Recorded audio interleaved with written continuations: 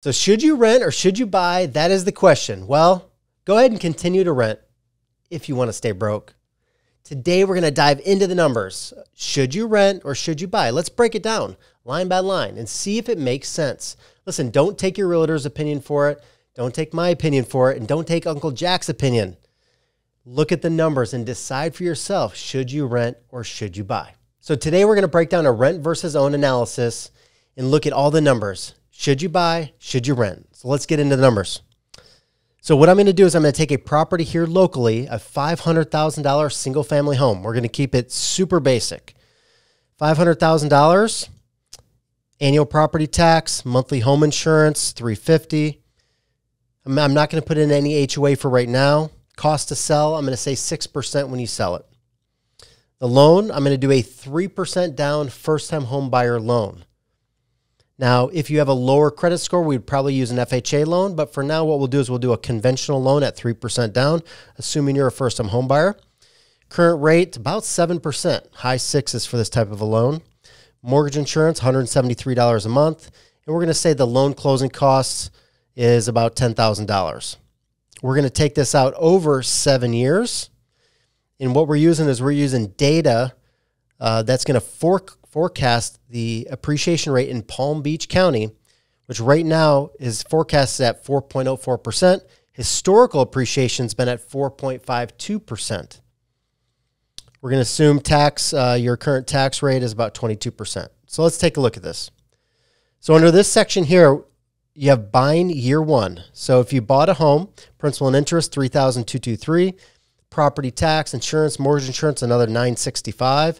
So your total payment's about $41.88. So that's if you bought a home with 3% down. Now, if we look at if you rented the same home, the rent's going to be approximately about $3,700 a month. Plus your renter's insurance, you're going to be all in right around $3,800 a month. Now, what happens when you rent a house? The rent always goes up year after year after year. So the average rental increase is about 4.2%. So we're going to take that out over 7 years. So if you take out these two scenarios over 7 years, you can see a cash flow difference here of $9,850. $9,850 cheaper to buy versus rent just from payment alone. Because what's going to happen is this rent over time is going to go up versus your mortgage payment is going to stay nice and low. So the principal and interest will be fixed, so that can't change, and your mortgage insurance cannot change. So the only two things that can change would be your insurance and your property tax. Now, property tax is going to be capped at 3% per year. Insurance, that can go up or down based on the property and the insurance markets in your area. So just from payment alone, you're going to save about 10 grand over 7 years. Now, this is the beautiful thing about owning real estate, is that over time, homes go up in value. If you looked at that previous slide there, it showed 4.52% historical appreciation rate. But what we're going to do is we're going to forecast a little bit lower than that. So we're going to do 4%. So your appreciation gain over 7 years is going to be about $160,000. Now, it's funny, like sometimes I'll talk to clients and, I'll talk to them a couple years later after they have bought their house because I'll do annual reviews and we'll have a conversation. And it's just so cool to see like a past client that bought for $300,000 and now their house is worth like $400 or $450. And I always ask them the question, like, how long would it have taken you to save $150,000? And a lot of them, it's like never. It's so hard to save money with after-tax money. And that's the beautiful thing about buying a home is that they appreciate and you can gain wealth quickly. Amortization gain, so that's you paying the loan down. So that's the great thing about buying a house is that two things happen. Values go up over time and your loan balance goes down. So it creates this equity gap. So amortization gain over 7 years is $43,000. If we add those two together, net gain is $178,000 if you were to sell the house after closing costs 7 years down the road. Now, even better, $178,000, guess what?